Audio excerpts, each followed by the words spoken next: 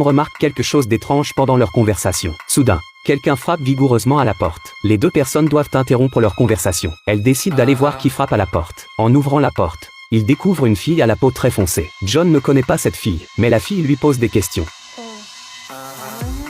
John ne connaît pas l'amie dont elle parle. Voyant que la fille reste immobile, Jenny indique qu'ils doivent aller se reposer maintenant. Déçue, la fille se retourne et s'en va. John se sent très perplexe. Les deux sont venus ici pour des vacances. Comment cette petite fille pourrait-elle apparaître ici? John n'a pas encore compris la raison. Une fille se tient au loin et le regarde. Jenny, voyant cette scène, prend peur. John se dépêche d'allumer la petite lampe près de la porte puis en se retournant découvre que la fille a déjà disparu. John pense que la fille est partie se reposer. Il se prépare ensuite à regarder un peu la télévision sur le canapé, mais sans le prévoir. John tombe soudainement malade. Quand il tend la main pour prendre son sac, il se souvient que ses affaires sont dans la voiture. John doit aller les chercher seul dans la voiture. Il ne s'attendait pas à ce que cette sortie causerait à Jenny de vivre des événements terrifiants. La voiture est en réparation dans la petite ville. Jenny est en appel vidéo avec un ami. Alors qu'elle discute joyeusement, un bruit étrange vient soudain de l'extérieur. Jenny pense que c'est John qui revient. Elle pose rapidement son téléphone sur la table, prête à l'accueillir. Quand elle arrive à la porte, elle remarque que les coups sont très forts. Ce comportement n'est clairement pas celui de John. Perplexe, elle demande rapidement qui est là, mais personne ne répond de l'autre côté de la porte. Jenny pense qu'un étranger est peut-être entré dans la maison. Puis elle entend la petite fille de tout à l'heure qui demande encore son ami. Jenny explique qu'elle est venue en vacances avec son compagnon et qu'il n'y a personne d'autre. Mais à ce moment la petite fille ne fait plus de bruit. Jenny veut vérifier si la petite fille est partie. Elle découvre que la petite fille se tient toujours devant la porte. Cette vision terrifie Jenny. Elle verrouille rapidement la porte,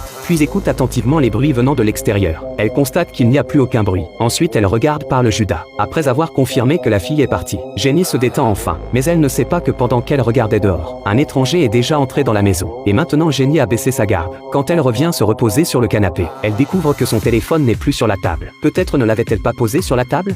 Elle commence à chercher frénétiquement son téléphone. En levant la tête, elle découvre que le téléphone a été placé sur l'armoire. Jenny n'a pas de soupçon. Quand elle s'apprête à utiliser son téléphone, elle entend étrangement un chant qui s'élève. Jenny réalise alors qu'il y a un problème. Comment pourrait-il y avoir quelqu'un qui chante dans cet endroit isolé? Elle va à la fenêtre pour vérifier. Elle ne découvre rien. Après une observation minutieuse, le son disparaît à nouveau. Peut-être est-ce parce qu'elle n'a pas bien dormi? Elle sort prudemment pour vérifier la situation. Après inspection, elle ne trouve aucun problème. Elle retourne alors dans la maison.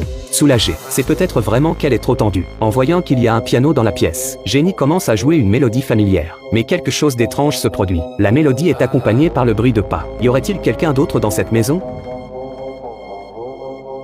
Quand elle se retourne lentement pour vérifier, elle ne découvre rien. À ce rythme, elle va craquer. Jenny va dans la salle de bain pour se calmer. Elle veut se laver les cheveux pour s'éclaircir les idées. Elle ne sait pas que le danger est tout près d'elle.